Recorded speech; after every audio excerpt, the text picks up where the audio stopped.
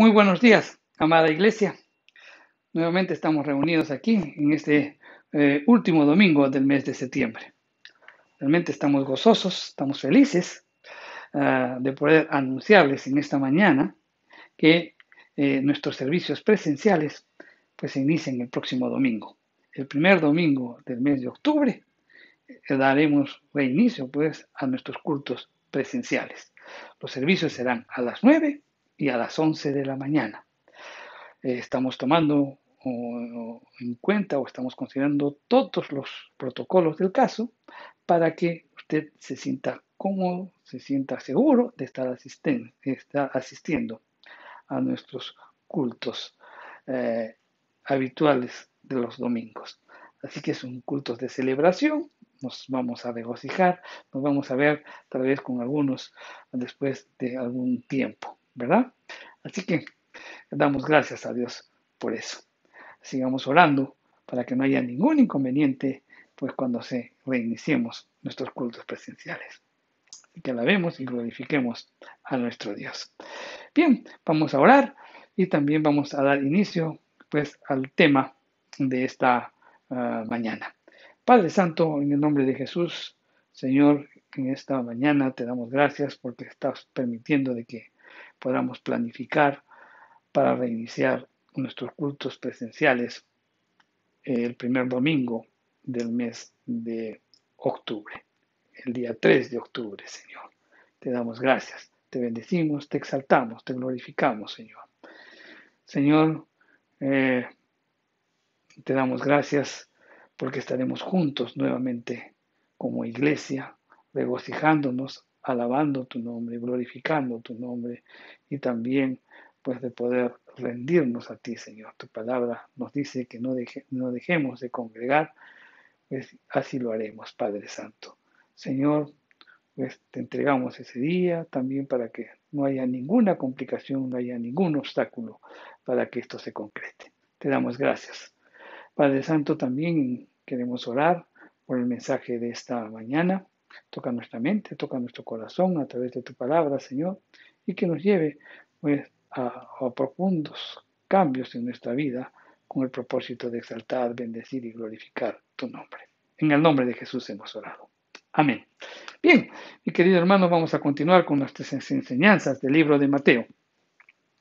En esta oportunidad, en esta mañana, nos toca el capítulo 10 del verso del 16 en adelante. Así que vamos a leerlo, Mateo 10 del 16. Y nos dice, he aquí, yo os envío como ovejas en medio de lobos. Sed pues prudentes como serpientes y sencillos como palomas. Y guardaos de los hombres, porque os entregarán a los concilios y en las sinagogas os azotarán. Y aún ante gobernadores y reyes seréis llevados por causa de mí, para testimonio de ellos y a los gentiles. Mas cuando os entreguen, no os procuréis por cómo o qué hablaréis, porque en aquella hora os será dado lo que habéis de hablar. Porque no sois vosotros los que habláis, sino el Espíritu de vuestro Padre que habla en vosotros. El hermano entregará a la muerte al hermano y el padre al hijo, y los hijos se levantarán contra los padres y los harán morir. Y seréis aborrecidos de todos por causa de mi nombre, mas el que persevere hasta el fin, éste será salvo. Cuando os persigan en la ciudad, huid a la otra, porque de cierto os digo que no acabaréis de recorrer todas las ciudades de Israel antes que venga el Hijo del Hombre. Amén.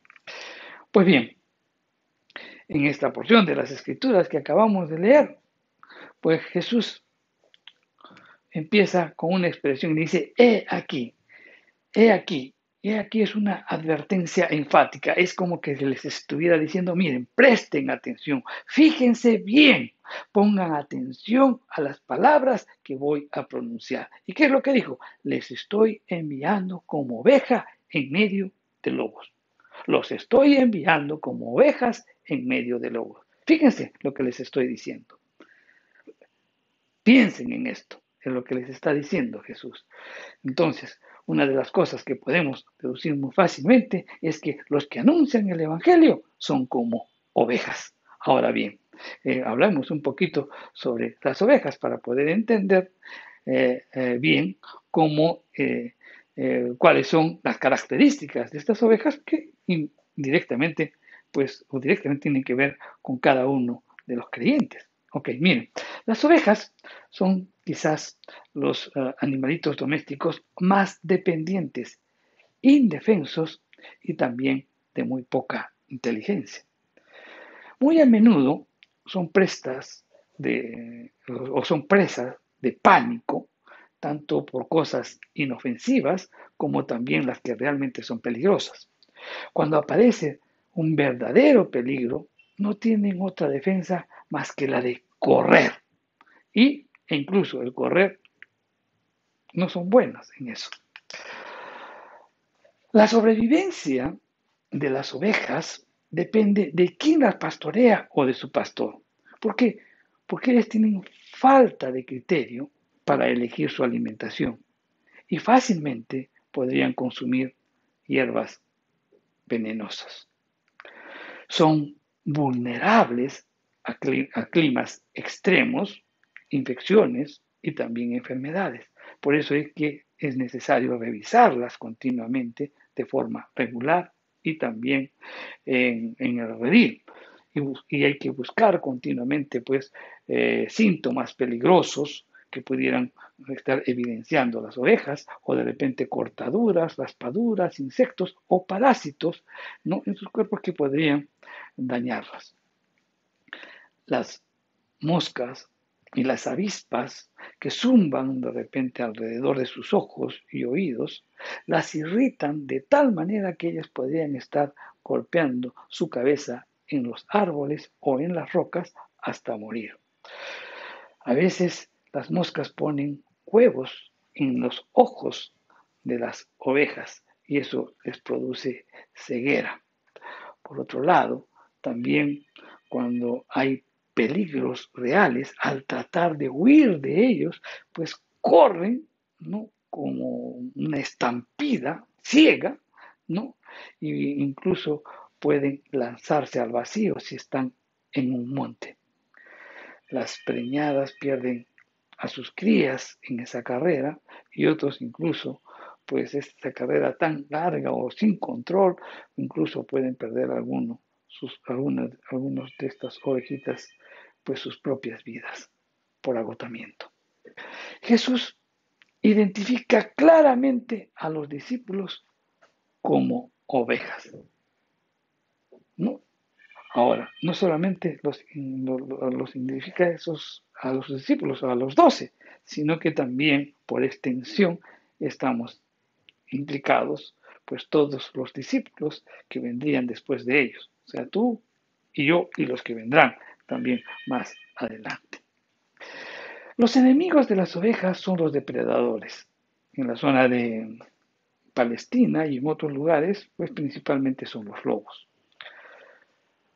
Las ovejas, mi querido hermano, son los creyentes son ovejas del aprisco, pues, del buen pastor. En Juan 10:11 dice, yo soy el buen pastor da su vida por las ovejas. Él había venido, pues, a reconocer sus ovejas y a dar su vida por ellas. Estas son conocidas por el pastor y lo conoce. Y eso lo dice en Juan 10:14. Dice, yo soy el buen pastor y conozco mis ovejas y las mías me conocen. Las ovejas del buen pastor conocen su voz. Es increíble cuando tú ves un redil de ovejas, ellos conocen la voz de su pastor y le siguen obedientemente. Le siguen obedientemente.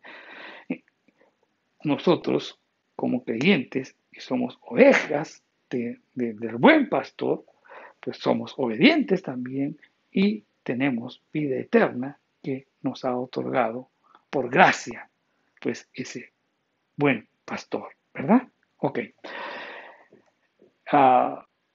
Cada uno de estas ovejas, ¿no?, serán perseguidas e incluso muertas por quienes no pertenecen pues al redil del buen pastor, porque ellos están en tinieblas.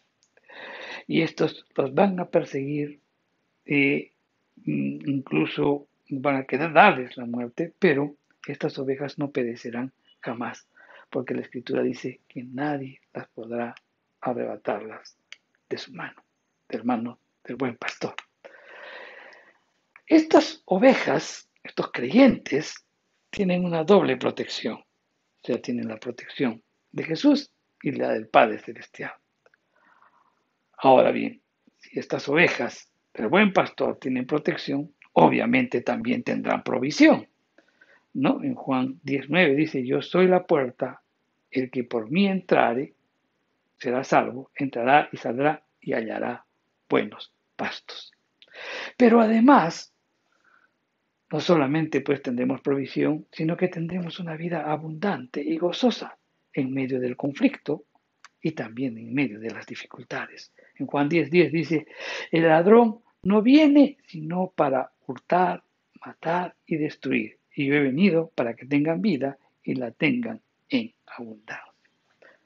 Entonces, hemos hablado sobre las ovejas, ¿no? Sobre cómo son las ovejas, hemos hablado también sobre las características del creyente que es denominado también oveja, y lo que queremos ver es que entiendan bien, ¿no? De que lo que somos en Cristo, y la protección que tenemos en Cristo, ¿no? El cuidado que tenemos en Cristo, pero con esta ilustración que hace Jesús de ovejas y lobos, pues hace más elocuente el riesgo y el peligro que corre pues una indefensa oveja, pues rodeada de lobos. Jesús ofrece un ejemplo gráfico del rechazo y la persecución que los discípulos enfrentarán por causa de él, por parte de un mundo que odia a Dios. Antes de que los discípulos pues entraran al servicio, como que Jesús pone delante de ellos el costo del discipulado. Jesús les dijo, los estoy enviando como ovejas en medio de lobos. Cuando uno revisa esta expresión, uno piensa y dice, pues, hoy es coherente de repente que los lobos puedan entrar a un redil donde se encuentra pues el rebaño, ¿no? Es coherente pues de que el lobo trate de entrar para atacar, mutilar, de repente devorar a las ovejas por esa naturaleza depredadora, ¿verdad? Pero no es natural o coherente con la naturaleza de las ovejas que éstas vayan voluntariamente a la propia guarida de los lobos, ni tampoco que el pastor pues las envíe a ese inminente peligro, ¿verdad? O sea, no hay coherencia en eso. Pero justamente allí es donde Jesús los envía a los discípulos, en medio de lobos, a un mundo hostil, donde se encuentran las almas impías. ¿Por qué? Porque es allí donde le pueden servir mejor y ser más eficaces para ganar almas a favor de él. En este pasaje, Cristo les advierte que cuando prediquen el Evangelio en medio de lobos, lo frecuente que van a experimentar es persecución. Y por eso les advierte y les da consejos de cómo desenvolverse cuando esta persecución se manifieste. El primer consejo que les da es que sean sabios e inofensivos. Eso está en el verso 16. El segundo es que se cuiden de los hombres. El tercer consejo, que cuando los entreguen no se preocupen de su defensa. El cuarto consejo es que sepan que las familias serán divididas. Quinto consejo, perseveren hasta el fin. Y sexto consejo, huyan de la persecución. Vamos a desarrollar cada uno de estos consejos en el mensaje de esta mañana. Primer consejo, entonces, sean sabios e inofensivos. Y les dice, ser prudentes como serpientes. Y esta expresión sugiere pues algo más que la prudencia. En otras palabras, implica también sagacidad, o sea, que puedan prever las cosas antes de que ocurran. La serpiente, mi querido hermano, no se expone al riesgo sin peligro. Y Cristo compara la actuación de la serpiente no en el sentido, pues, de que la serpiente aguarde a la víctima para inocularle el veneno mortal, sino por el continuo estado de alerta que tiene la serpiente para evitar el peligro. Cristo, mi querido hermano, no está buscando, pues, mártires que den su vida, sino misioneros que proclamen su evangelio. Y los misioneros deben velar por sus vidas de tal manera que puedan llevar a cabo la labor encomendada. Prudencia como serpiente implica quietud, implica cautela, implica inteligencia, implica operar estratégicamente según lo planificado, vislumbrar rápidamente el peligro y escapar de ella. Eso implica prudencia, como la serpiente. Significa también tener que seas una persona con visión y con iniciativa. Prudencia como la serpiente también indica o implica que tú puedas conocer tus recursos propios y saber cuándo avanzar y cuándo retirarte. Ser prudente como serpiente también significa avanzar con el ataque y el mensaje cuando la oportunidad se presente. Ser prudente como serpiente también significa retirarse calladamente cuando hay amenaza de peligro. Ser prudentes como serpientes es también no permitir ningún tipo de compromiso con la maldad de los lobos que están al acecho de sus propias vidas. Debemos ser sencillos como palomas. Y este calificativo, sencillo, tiene que ver con sin mezcla, es decir, puro. Quienes predican el Evangelio, mi querido hermano, aparte de ser pues prudentes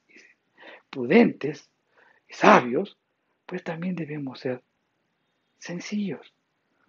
Debemos también, y esta expresión implica pues sin doblez. Sencillo es que no tengas dos formas de vida, una real y una aparente. Y debes ser sincero, o sea, que no ocultes nada, nada que se oculte sobre la superficie de una vida aparentemente sana. Un buen ejemplo de prudencia y de sencillez lo encontramos en Abigail en el Antiguo Testamento, quien fue la esposa de Nabal, ¿no? A quien la Biblia califica como una mujer prudente y sabia, por actuar pues prudentemente y sabiamente cuando su esposo desairó pues al rey David. Jesús también nos da un ejemplo del comportamiento de prudencia y sabiduría cuando él se apartaba pues, de aquellas personas que deseaban su muerte y luego volvía, ¿no? Para seguir adelante predicando el Evangelio o seguir realizando las labores que el Padre le había encomendado.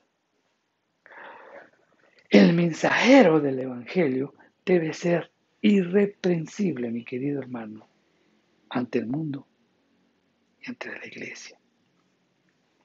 Otro ejemplo también de prudencia como serpiente lo vemos en la actitud del apóstol Pablo, cuando él predicó en Atenas.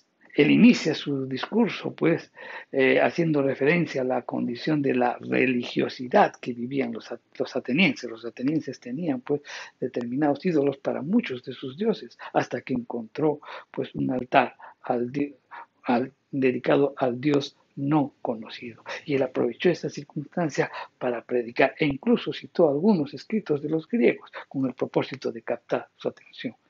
Eso es actuar con sabiduría, con prudencia también. Pero también vemos que por otro lado, Pablo, pues actuó también con cautela, ¿no? Cuando se reunieron en el concilio para acusarlo, ¿no? Y él en defensa propia, pues dice, ¿qué hago? Y entonces él crea división en ese momento. ¿Cómo? Cuando miró a los fariseos, miró a los saduceos, y entonces él inmediatamente habla sobre la resurrección de los muertos y se genera un conflicto entre ellos y, y dejan a un lado a la atención que estaba en Pablo, ¿no? Pablo pues él actuó con cautela, fue prudente y actuó con sabiduría.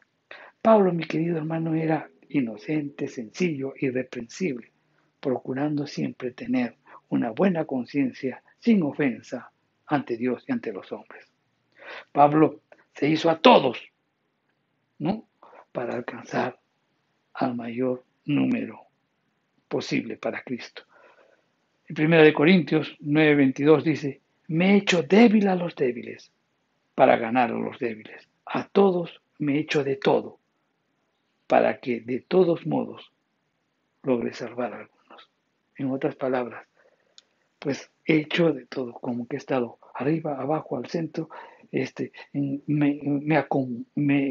asumido pues algunos estilos de vida, perdón, he asumido algunos modos de vida para que captar la atención de ellos y darles la oportunidad de predicar el Evangelio, en donde yo pueda hacer la luz y la pueda hacer y que pueda influenciar la vida de los demás, sin que ello afecte mi vida.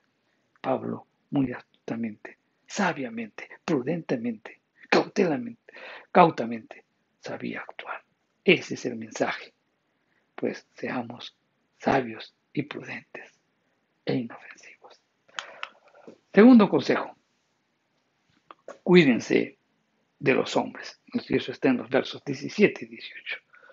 Jesús los envía y les dice, guárdense. O sea, en otras palabras, deben estar vigilantes, deben de estar atentos, deben ser perceptivos de los hombres que están en este mundo y sobre todo de aquellos que tienen disposición de causarles daño. ¿Quiénes son los que realmente persiguen a los creyentes? Pues son los religiosos, es el gobierno, es la familia y la sociedad en general.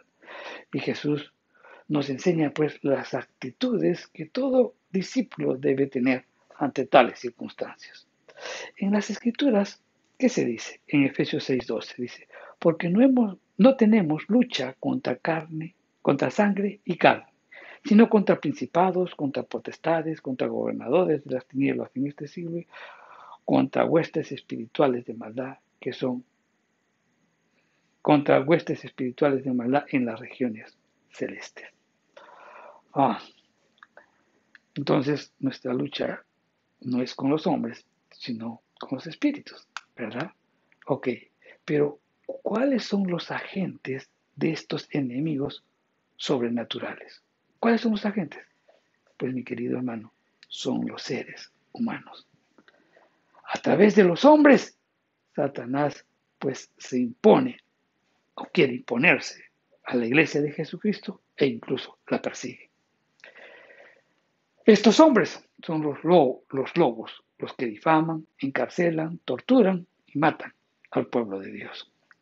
El propósito de Jesús en advertirles pues, sobre la persecución que sufrirían por predicar el Evangelio, no era para asustarlos, ni tampoco para que ellos puedan sospechar de todo ser humano que no fuera creyente. Él les dio más bien la misión de anunciar el Evangelio justamente a los perdidos, para ganarlos para sí. Les advirtió, en otras palabras, que no esperaran que el mundo recibiera el Evangelio y también a sus mensajeros con los brazos abiertos. ¿Por qué?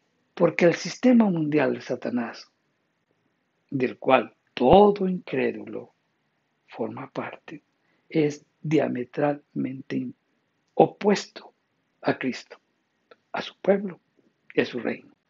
Y Satanás conseguirá el apoyo posible de todo incrédulo en su lucha contra Dios. Los hombres incrédulos perseguirán a los creyentes. Dijimos que cuando uno no es convertido al Señor tiene una naturaleza depravada, que es similar a la del lobo y comenzará a manifestarse en contra de quién, de los creyentes. Con frecuencia, pues estos incrédulos hieren y destruyen y atacan pues a los mensajeros del Señor, pues afectando su reputación e incluso quieren someterlos a la fuerza, ofreciéndoles pues de repente un buen trabajo, una buena posición o que acepten determinadas formas o creencias en la vida de cada uno de ellos. Debemos estar siempre atentos a ello. Los religiosos son las personas que también atacan a los enviados del Señor. ¿Y quiénes son los religiosos? Los religiosos en la época de Jesús eran los que iban a las sinagogas, ¿no? En los tiempos actuales son los religiosos los que van a las determinadas iglesias, ¿no? Ahora bien, dentro de la iglesia del Señor también hay muchos religiosos. Ahora, ¿por qué? Mira, hermano, la iglesia está llena de personas que no han entregado totalmente sus vidas al Señor. No lo conocen real y personalmente, no tienen una relación con Él. En cambio, la persona que vive y enseña el Evangelio y se juega por Dios y su justicia, muchas veces son perseguidos por la gente de la misma iglesia. Hablan mal de ellos, pasan chismes, los injurian, los rechazan, los insultan e incluso pueden ir o intentar desviar o destruir su reputación y su vida. Realmente eso es una tragedia, ¿no? Una tragedia que los que realmente persiguen a la iglesia están dentro de la iglesia. Otros de los que persiguen a los creyentes es el Estado. Y es que las autoridades del Estado también persiguen a los creyentes. Los creyentes de todo el mundo pues siempre han sido y serán siempre arrestados y perseguidos ante las autoridades estatales. ¿Por qué? Por las que las reglas de este mundo muchas veces son contrarias a las de las Escrituras. No contentos con entregar pues a los mensajeros a los tribunales humanos y ejecutar en ellos sentencias injustas, ¿no? Ellos pues apelarán y presentarán los cargos a magistrados de mayor jerarquía con el propósito pues de obtener sentencias e incluso sentencias de muerte en contra de estos creyentes. Y esto lo hacen continuamente, pero lo que no entienden es que perseguir al enviado de Jesús es como si persiguieran a Jesús mismo. Y esa fue la primera lección teológica que Pablo de Tarso recibió, ¿no? Cuando estaba en su camino a Damasco. Él recibió muy claro esa gran lección teológica. ¿Y cuál es esa? Que Cristo y los cristianos pues están unidos, simplemente son uno. Cristo le dijo, ¿por qué me persigues? ¿Y a quién perseguía? A los cristianos. Y él le dijo, yo soy Jesús de Nazaret, a quien tú persigues. Ahora, entendamos esto. El Señor Jesús fue perseguido durante todo su ministerio, mucho más que por sus hechos prodigiosos. Él fue perseguido por el mensaje que proclamaba, que abiertamente entraba pues en conflicto con el sistema religioso de los líderes religiosos de la nación. Él fue perseguido por el mensaje. Ahora, Él les confía a sus discípulos el mensaje y sus discípulos predican el mensaje. Por tanto, también por ese mensaje serán perseguidos. Este verso 18 menciona dos motivos de la persecución. En primer lugar, el amor a Dios y a su causa. El perseguido por causa de Cristo nunca podrá ser separado del amor de Cristo que lo rodea y que lo distingue. Ninguna persecución, mi querido hermano, por intensa que sea, ningún tormento, por fuerte que sea, ni aún la muerte en martirio por el testimonio del Evangelio podrá separar al creyente del Señor y de su amor.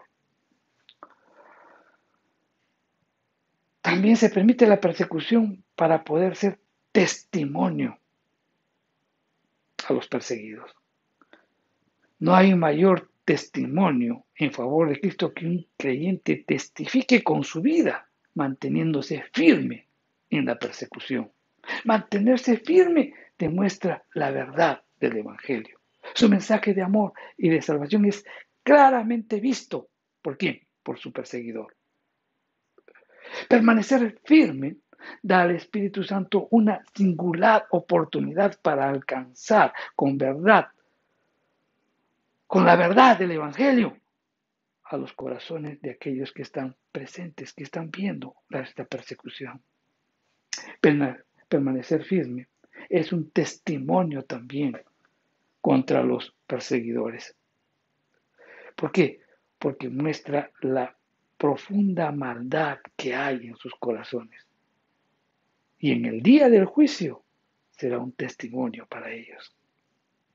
Entonces, uno dice, pero el Señor permite las persecuciones, claro que sí. ¿No hay protección? Sí hay protección. Miren, podemos ver un aparente desamparo del creyente, un aparente, pero en esa apariencia Dios cumple su propósito de alcanzar a los gentiles con el Evangelio.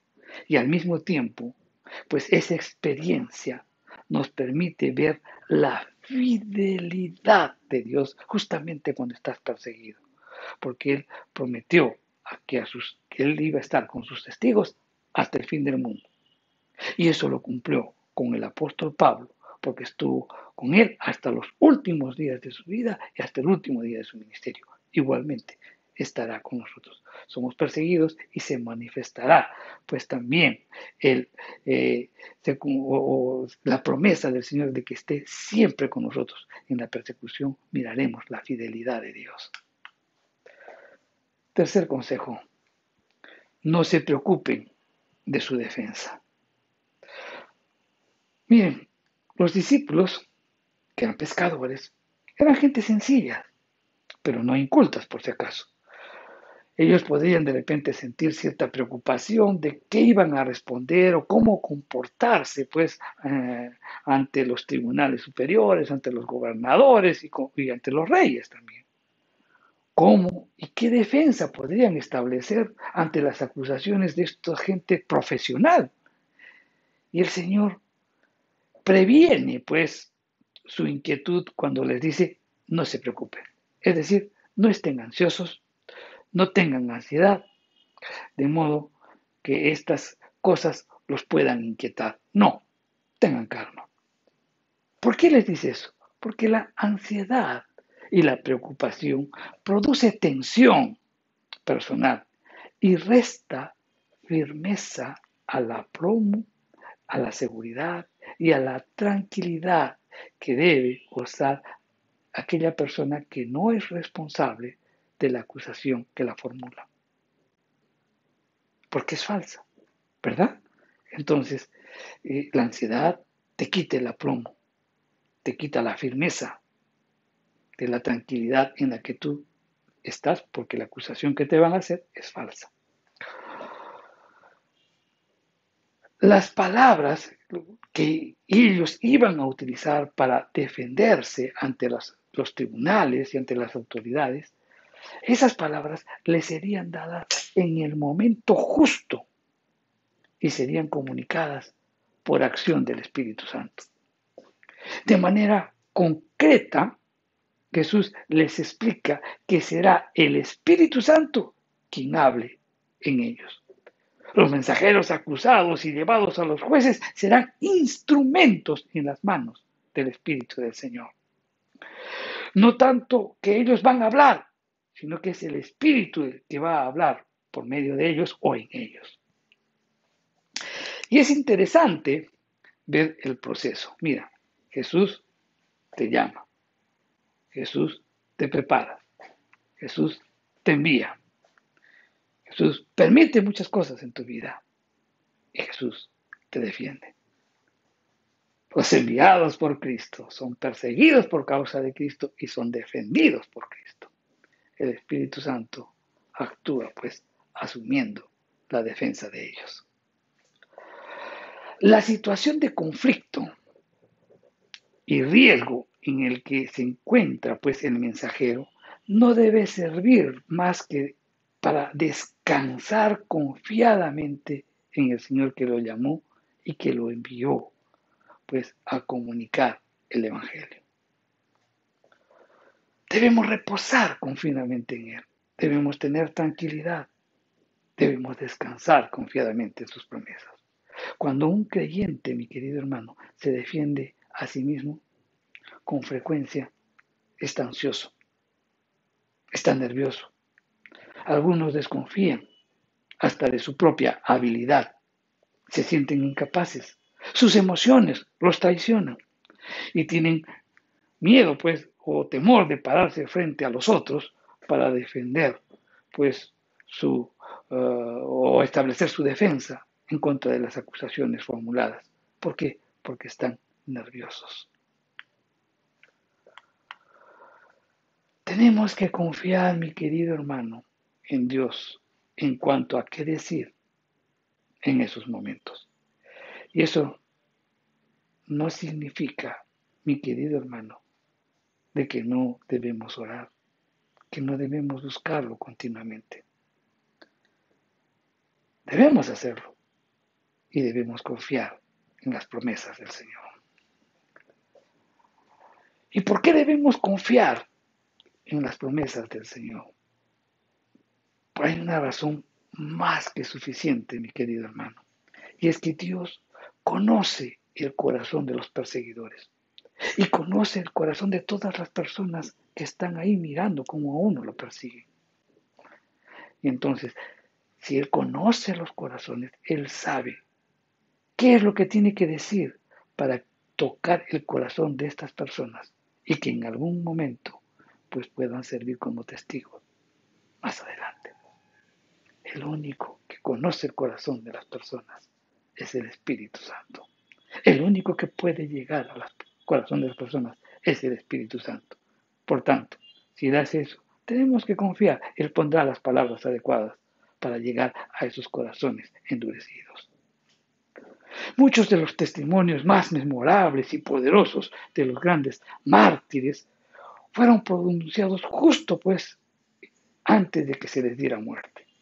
Dios les concedió pues una presencia especial de mente y de claridad de pensamiento a fin de que a través de su testimonio dieran el más poderoso de los mensajes que podrían haber dado con sus palabras o con sus hechos.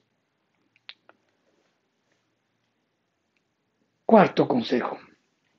Sepan que las familias serán divididas. Y esto dice en el verso 21. El testimonio del Evangelio, el testimonio del Evangelio producirá hondas e irremediables divisiones entre los miembros más allegados de una familia. El odio religioso supera cualquier efecto familiar. Miren, los hermanos, como hermanos, somos llamados a convivir amigablemente como iguales en el seno de la familia. Pero sin embargo van a despreciar y van a odiar a los hermanos que creen en Cristo. El abismo de odio generalizado en el seno familiar se manifestará pues en el hecho de que un padre entregue a la muerte a su hijo. El amor natural más profundo se hace a un lado para dar paso al odio y al rencor religioso. De igual manera, pues, la relación de los hijos hacia los padres, que habitualmente debería ser de respeto y de gratitud, se convierte, pues, en enemistad, en odio, hasta el punto de llevarlos a la muerte. Esto nos hace ver, mi querido hermano, que la propia familia puede convertirse en el peor perseguidor. Y por tres motivos. En primer lugar, por la entrega del creyente a Cristo y a su justicia. Con frecuencia, la familia que vive pues una vida mundana no puede entender una vida piadosa. Y por tanto, esa familia mundana se opone a que un miembro pues no pueda participar de ciertas tradiciones o funciones que habitualmente realizaba. Por eso los persiguen y por eso los odian, por eso los maltratan. Otro motivo es por la ortodoxia religiosa de la familia o de la iglesia. Un miembro de la familia convertido tal vez él quiera cambiar de religión o iglesia y la familia se opone a un movimiento de esa naturaleza. Tercero, el creyente debe ser un testigo dinámico que comparta pues la gracia y el amor del Señor. Un testigo activo a través de su vida, pues en donde va a rechazar muchas cosas de la familia, pues ellos van a sentir vergüenza, se van a tener o de repente van a tener o se van a sentir afectados por el comportamiento de ellos, como que están sorprendidos y afectados por el comportamiento de esta persona que rechaza muchas de las cosas que se practicaron y que estaban lejos de la verdad. Un verdadero hombre de convicción o un verdadero testigo es un hombre, mi querido hermano. No, perdón, vamos a ordenar un poco las ideas. Un testigo verdadero es un hombre de convicción, convencido de que Jesucristo es realmente el Mesías, convencido de que Jesucristo es el Hijo de Dios viviente. Entonces Él es fiel a esa verdad y va a vivir y va a testificar a través de su vida, con su vida, ¿no? Esa verdad. Y esa convicción y ese testimonio pocas veces es atendida y entendida por la familia y por tanto es rechazado. Ante esa situación, el creyente pues tiene que escoger entre la obediencia a Cristo o la obediencia a su familia. Realmente la oposición que duele más es la que viene de la propia familia, cuando tomamos la decisión de seguir a Cristo.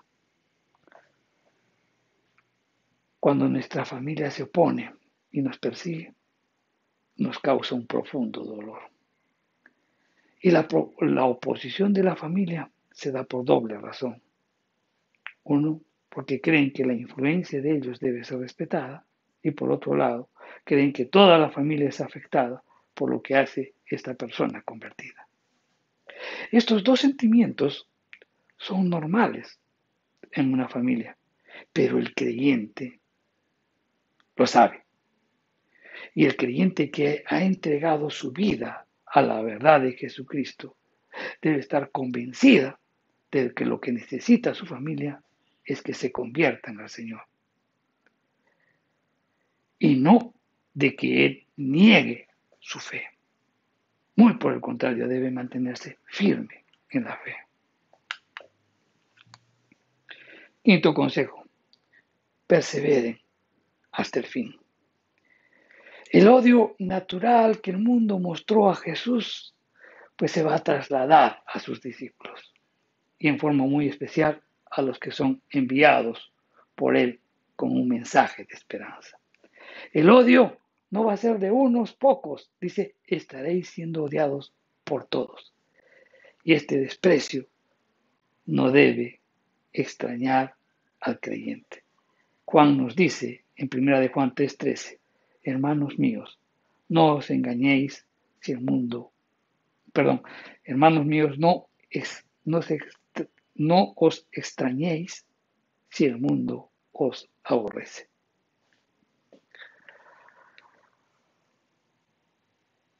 no puede causar, pues, no debe causarnos ninguna extrañeza el comportamiento del mundo. ¿Por qué? Porque así fue desde el principio. Y Jesús mismo advirtió que ese es el trato que el creyente debe esperar de los impíos.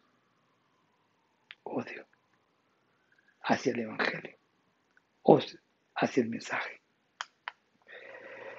El creyente tiene que experimentar o va a esperar, o lo que el creyente va a experimentar o va a esperar, ¿qué cosa? Persecución.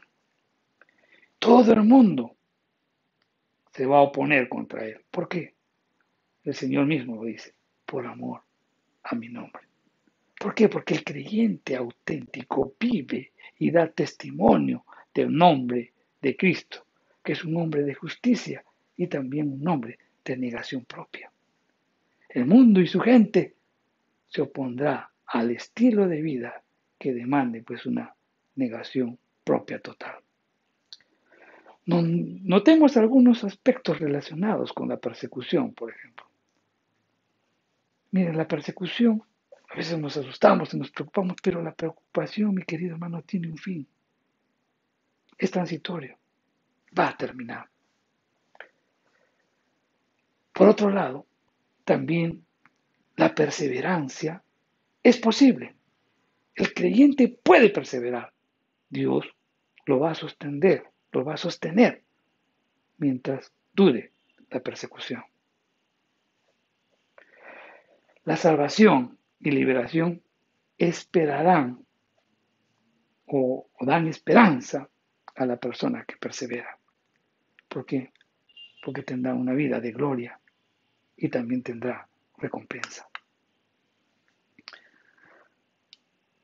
Seremos aborrecidos por todos, significa por todo el mundo, por cada persona de este mundo, por los religiosos, por el Estado e incluso por la familia. Pero debemos tomar en cuenta que los perseguidores son hombres. Pueden oponerse, pueden causar problemas e incluso pueden matar el cuerpo. Sin embargo, debemos tomar en cuenta lo siguiente. Uno, que los perseguidores no pueden matar el alma. Segundo, el cuerpo va a pasar. ¿Por qué vas a sacrificar la eternidad por algo que dura tan poco? Porque ¿en cuánto tiempo vamos a vivir? ¿80, 60, 70 años? ¿Qué es eso en comparado contra la eternidad? Por eso debemos perseverar. Los perseguidores, mi querido hermano, son hombres que también van a morir. Y entonces esos perseguidores se van a enfrentar al juicio de Dios. Sexto consejo. Y Jesús dice, huyan de la persecución. La persecución en sí no se busca ni se soporta. Tampoco debemos, pues, producírnosla de manera intencional, supuestamente por la causa de Cristo. No tenemos derecho, pues, a provocar animosidad o ridículo. No. Cristo nos insta, pues, a escapar de la persecución cuando es conveniente y posible hacerlo. No estamos obligados a quedarnos en un lugar de oposición y peligro hasta que resultemos muertos e incluso presos. Jesús nos aconseja muy claro y nos dice, cuando os persigan en esa ciudad, huid a otra. Ese fue el patrón que Pablo siguió a lo largo de su ministerio. Cuando la persecución llegaba a ser tan fuerte en el lugar en el que él predicaba y no podía ya predicar en forma eficaz, salía y se iba a otra parte. Él no tenía miedo de la persecución. Muchas veces, pues lo habían golpeado severamente, ¿no? Antes de dejar la ciudad. Una vez fue apedreado de tal manera que incluso lo dieron por muerto.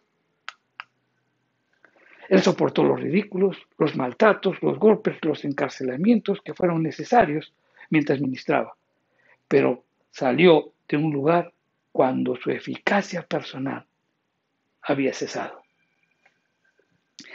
Y ese es el patrón que un maestro, un misionero y un evangelista debe seguir. Huir de la persecución. Y esta huida no es una huida cobarde, sino es un acto sabio para expandir el Evangelio. Esta huida priva a los perseguidores del propósito malvado de quererles quitar la vida y a la vez pues permite que otros conozcan la verdad al trasladarnos a otro lugar. Si permanecemos en este lugar, no podremos ayudar al rebaño local, ni tampoco podríamos pues iniciar en el camino de la verdad a otros que se encuentran en otros lugares. Huir de la persecución. Y existen pues por lo menos 3 razones por las cuales debemos huir, o por las cuales Cristo nos dice que huyamos. El primero, porque Cristo tiene cuidado de nosotros y de nuestra seguridad. Y el segundo, que Él quiere también que otras personas escuchen el Evangelio. ¿Por qué? Porque hay algunos que son pues receptivos y otros no. Y es mejor ministrar a quienes son receptivos que echar perlas, o sea, el Evangelio, a los cerdos. Porque de ese modo no permitiremos que los lobos destruyan las vidas de quienes estén dispuestos a recibir gozosamente el mensaje de salvación. Cristo también nos manda a huir de la persecución porque Él quiere un testigo contra todos aquellos que lo rechazan. Es preciso que sepan cuán terrible es su pecado y su vergüenza, su frialdad, su dureza, su amargura, su enemistad con Dios. Porque si ellos llegan a ver esa verdad en lo más profundo de su corazón, tal vez pueden rendirse al Señor. Y si no se rinden, pues verán a que lo persiguieron, levantándose el día del juicio y será un testigo de su actuar. Meditemos sobre esto. Mi querido hermano, seguir en los caminos del Señor no es fácil, es muy difícil, pero siempre acordémonos de las promesas del Señor. Estemos expuestos, estamos como ovejas en medio de lobos. Ese es un resumen de cuál es nuestra situación como verdaderos cristianos. Muchos predican que cuando estemos en el Señor todo te va a ir bien. Conforme vamos desarrollando las instrucciones del Señor, pues no es así, sino muchas veces seremos probados. Y también, pues cuando hayan las persecuciones, actuemos con firmeza, creyendo, manteniéndonos firmes en quien creemos, por amor a quien nos llamó, quien nos rescató, quien nos lavó, quien nos restauró, quien nos dio una oportunidad y quien nos da vida eterna. Mantengámonos firmes en la persecución, sin que veremos principios, pero también huyamos de la persecución cuando pues, no sea posible hacerlo. Porque de esa manera iremos a otros lugares y de esos lugares también seguiremos llevando el Evangelio. Todo lo que hemos hablado, mi querido hermano, tiene que ver con una gran verdad. Ser cristiano no solamente te enfrenta al mundo, sino que también te enfrenta en tu propia familia. Y eso es lo que produce mucho más dolor. Oremos porque realmente las personas que no conocen el Evangelio puedan entregar sus vidas al Señor Jesús. Vamos a orar. Padre Santo, te damos gracias por tu palabra. Gracias, Señor, porque nos haces ver tantas cosas. Señor, queremos perseverar en la fe. Señor, a veces tenemos muchas contiendas con la familia por la decisión de haber tomado en seguir tus caminos. Ayúdanos, Señor. Señor, también que podamos tener confianza que en los momentos difíciles tú pondrás palabra en nuestra boca, porque seremos instrumentos de tu Espíritu para llegar a aquellos corazones que nos persiguen o que nos difaman o que atentan contra nosotros. También, Padre Santo, danos ese discernimiento continuo para que podamos darnos cuenta cuando pues hay una disposición a querer hacernos daño. Que podamos ser prudentes, que podamos ser sabios en cada una de nuestras decisiones. Ayúdanos, Padre Santo. Todo esto te lo pedimos en el nombre de Jesús. Amén. Bien, mi querido hermano, nos esperamos el próximo domingo en nuestros cultos presenciales. Va a haber alguna modificación también en cuanto a los mensajes que transmitimos a través de las redes sociales. A través de las redes sociales solamente se va a transmitir ahora el mensaje. Por tanto, pues el horario para que aparecerán en las redes sociales para poderse conectar en el mensaje será a las 9:30 de la mañana. A las 9:30. Porque de 9 a 9:30 pues estaremos gozosos, cantando, regocijándonos al Señor. La parte de la alabanza y la adoración no será transmitida, sino solamente el mensaje. Amén. Bien, que Dios los bendiga, hermanos, y los espero el próximo domingo en la iglesia. Que Dios los bendiga.